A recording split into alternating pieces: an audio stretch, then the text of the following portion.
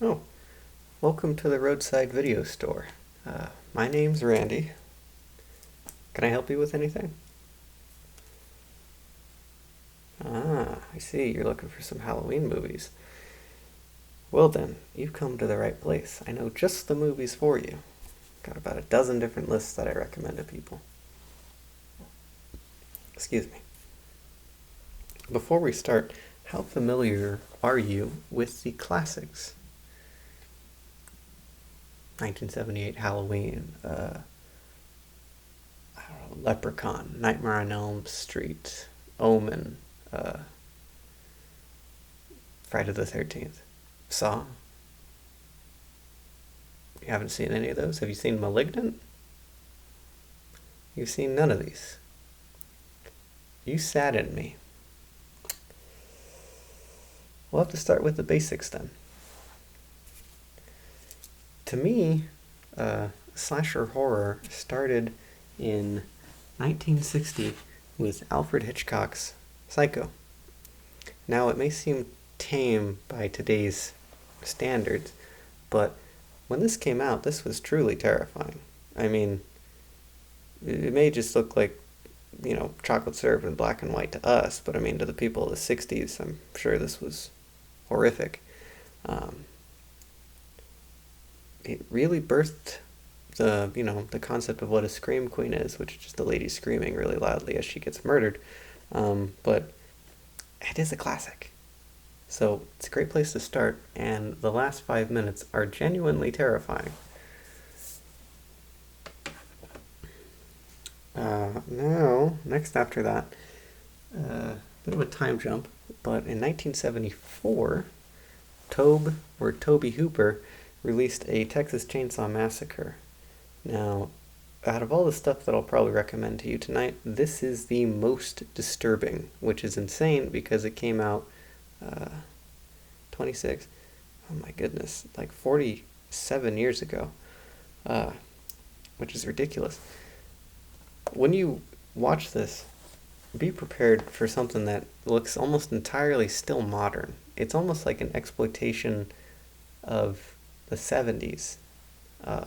But it centers on a couple of teens making a trip across Texas for some ungodly reason.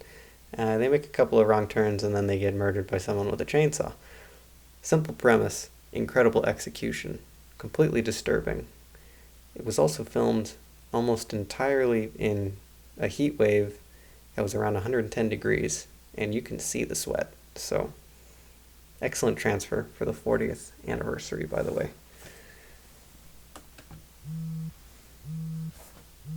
Excuse me, I'm getting a phone call. Sorry about that. Next we have...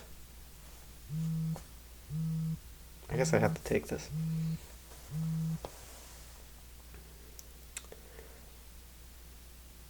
Hello? Hello? Yes? Who is this? Who am I? Who are you? You called me, man. Let's just say I'm a horror fan. Your recommendations so far, Randy, have been a tad Wait, traditional.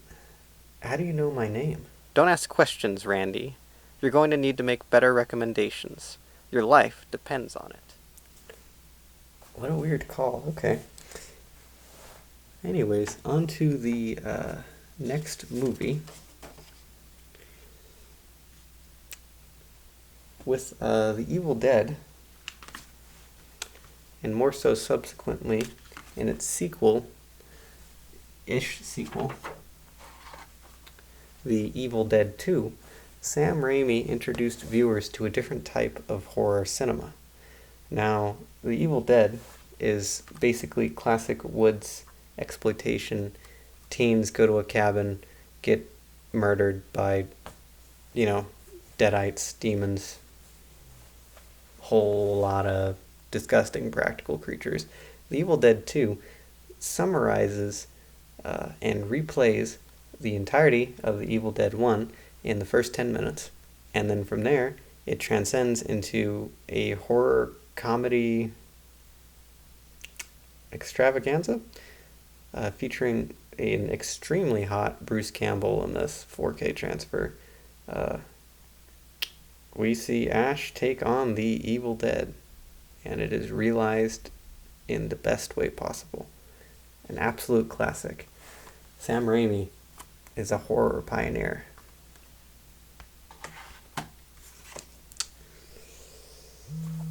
Jesus, he's calling me again. What? Okay, I'm getting a little tired of you calling me. Who is this? You'll have to work hard to figure that one out, Randy. Also, Evil Dead is not a slasher movie. You're doing a poor job saving your life here. Yeah, I know it's not a slasher per se, but it is the essence of good horror. Also, the Kandarian demons are kind of slashery. I mean, they murder a bunch of kids. Nice try. Alright. What a weirdo. Anyways, I promise you, you will adore both of these movies. So, back to slashers then. In 1980, we got the birth of another horror icon in Jason Voorhees with the first movie, Friday the 13th. Now, the first movie doesn't really have Jason in it at all. Not going to spoil much, but there have been 8 movies, not counting a direct-to-DVD or a remake or Freddy vs. Jason. There have been 8 different Friday the 13th movies. They were made between 1980 and 1989. You can get all 8 of them here for $4. It's a pretty good deal. However, it doesn't really peak until the 6th movie, Friday the 13th, Part 6, Jason Lives, released in 1986. It centers on Jason having somehow died in one of the prior films, I don't know which or how, being resurrected from his grave at the cemetery when lightning strikes his tomb. It starts crazy, gets even crazier. It's great, there's no nudity, but otherwise it's terrific. Most coherent Friday the 13th movie. Also, if you have the time, check out the 8th one, Jason Takes Manhattan. It's pretty good. It's also might be what caused the Muppets Take Manhattan to be named that, because it happened first. So, template.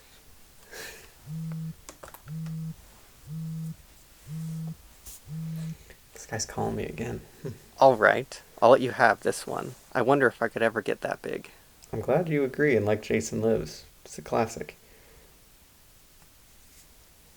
Another jewel of 80s horror, which I don't have here, but I will give you an account to log into so you can watch it on streaming, is An American Werewolf in London.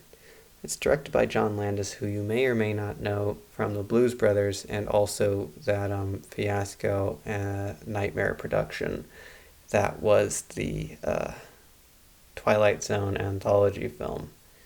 Yeah. Anyways, An American Werewolf in London centers on 2 American tourists who are touring Europe and get attacked by a werewolf in London. That's about it. It's gorgeously shot. The practical effects are to die for, and the transformation scene has really not yet been topped. It's horrific. Wonderful. Great time. Please watch it.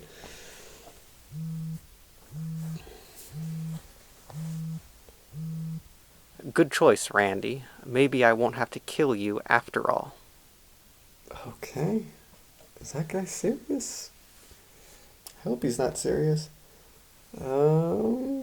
Anyways, our next one, well, not a traditional horror film, is the Rocky Horror Picture Show. I guess you could call it a horror musical because there is murder. It's just not too macabre. Tim Curry plays the iconic, never imitated, completely outlandish and perfect Dr. Frankenfurter, who is an alien from transsexual Transylvania. You'll want to do the time warp to watch it twice. That was a terrible joke, but really, it is terrific, and it pushed the boundaries of on-square pop queerness, as well as on-screen sexuality. It's horny as hell, so definitely check it out.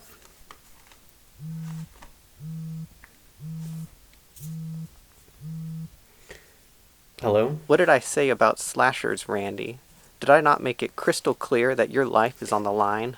Look, I didn't think you were serious, man. And listen, Rocky Horror is a Halloween staple. I am beholden by good taste to recommend it to our fine friend here. You'll be beholden by my knife in your throat if you don't shape up here, Randy.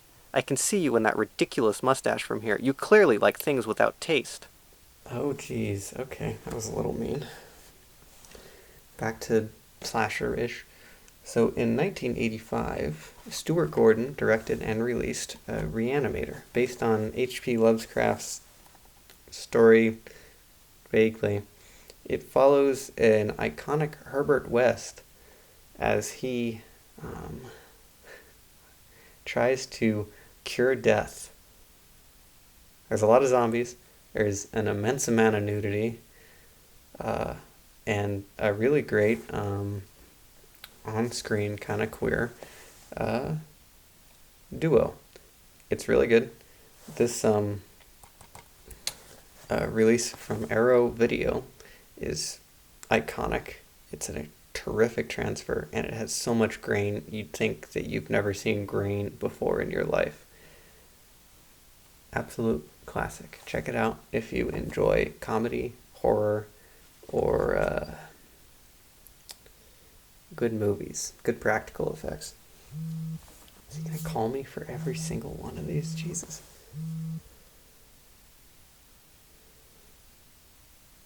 Yes? Well done, Randy.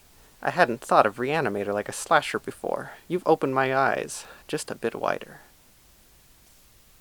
Okay.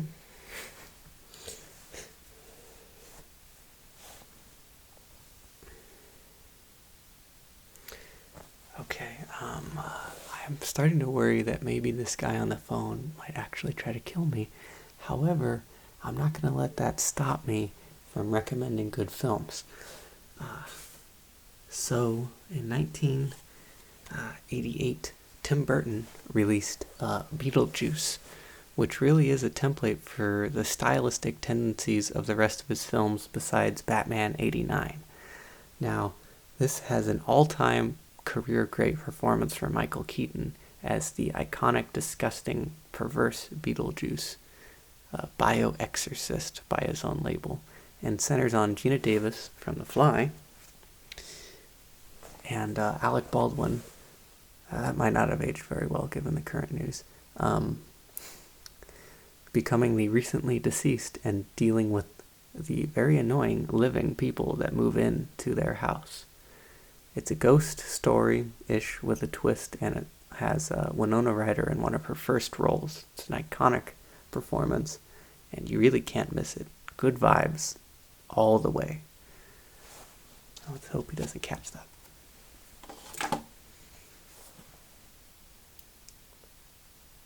Alright, I don't think he's going to call me. So our next film, after Reanimator, is Candyman, directed by Bernard Rose, based on the short story by Clive Barker. The Candyman is played by Tony Todd, master of the Doom voice, Tony Todd. So freaking deep voice. It's terrific. Basically, it consists of Tony Todd playing Candyman, who is a mythical killer that's been mythologized into the gang culture of Chicago and is being researched by two grad students who eventually might get murdered. It is bloody, gory, and violent as hell, and it still shocks me to this day how dark it gets. However, if you enjoy a very deep voice whispering sweet Clive Barker nonsense into your ears for about 2 hours, 90 minutes I guess, then this is a must-watch. I haven't seen the remake yet. I heard it was okay, but I also heard it wasn't, so depends who you ask, really.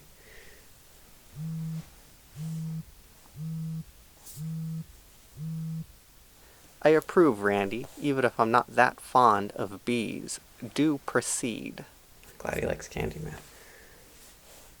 Well, I know I already recommended An American Werewolf in London.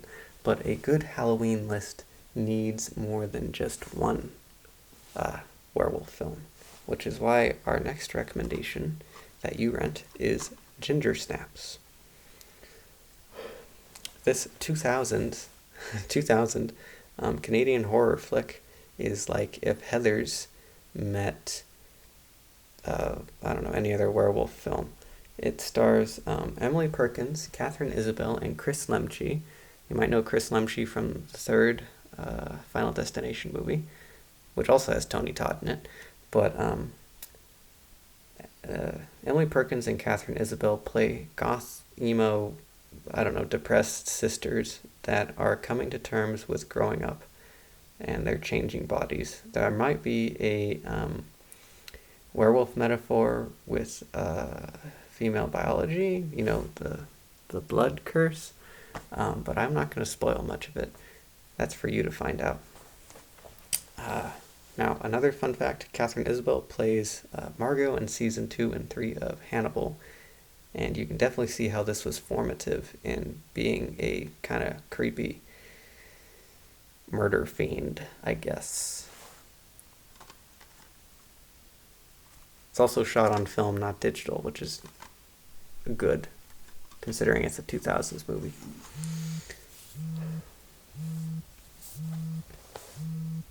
I must admit, I am partial to a good werewolf movie. You're lucky I like Chris Lemche. I'm glad he likes Chris Lemche. Seeing as I'm on his good side now, my next recommendation is going to be a bit unconventional. And it's going to be Robert Eggers' 2015 period horror piece, The Witch.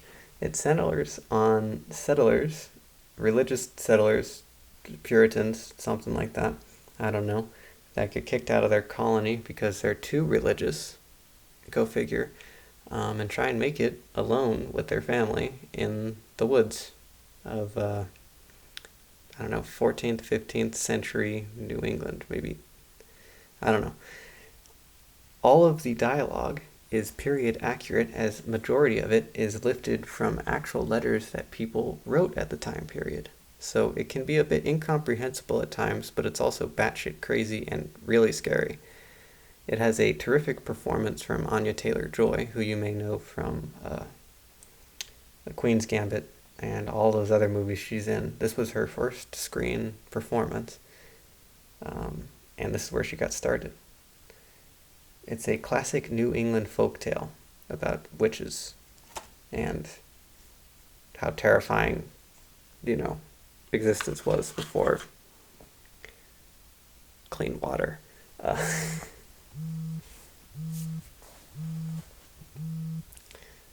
Okay, Randy, you're on thin ice here. Your next film may be your last. Well, that's good, because I think I've got you figured out. I know who you are. Ghostface. Very clever, Randy. Proceed. Our last film of the night that I will recommend to you is Wes Craven's Scream.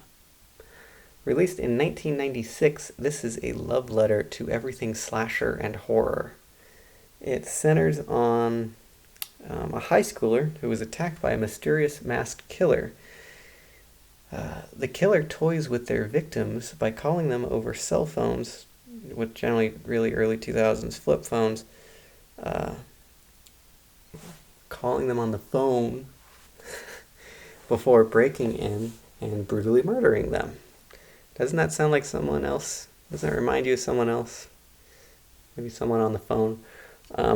It's a classic whodunit from the late 90s, and it really is just everything that you could want in a kind of modern slasher. The killer bases himself off of classic slasher tropes, and everybody in the film really, you know, knows these slasher tropes, so it gets to a fun meta experience. So do I get to live? Extremely well done, Randy. Are you happy now, Ghostface? Have a good night. Okay, now that that guy is gone, here's my real final recommendation. Scream is good, but no Halloween is complete without watching John Carpenter's classic first slasher film, Halloween from 1978, featuring Jamie Lee Curtis as the most iconic scream queen of all time. Michael Myers escapes from Haddonfield Psychiatric Facility to reap his vengeance on the unsuspecting citizens of Haddonfield. He's a masked killer with a knife, referred to as the shape that just sort of moves around and screws up white suburbia. Modern horror would not be the same without this movie. This is the genesis to the slasher formula, and I can't recommend it enough. It is the best film to watch on Halloween, bar none. The 4K restoration is pretty good too.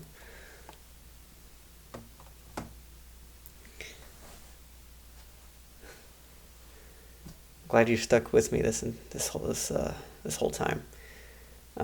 Now, unless you want any other movies, I'll bag these up. I'll give you a group rate, and you can rent these out for the week and watch them as you see fit.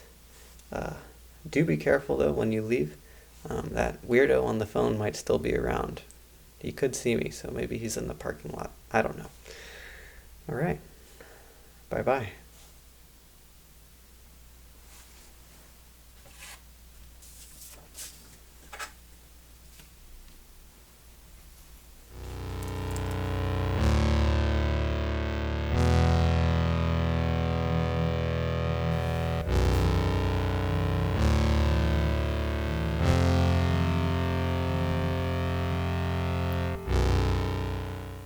I heard you. That wasn't very Dude, nice. Listen, what do you want me to do? Not recommending it would be a disservice to slasher fans everywhere. You wouldn't even exist without this movie. Fair enough.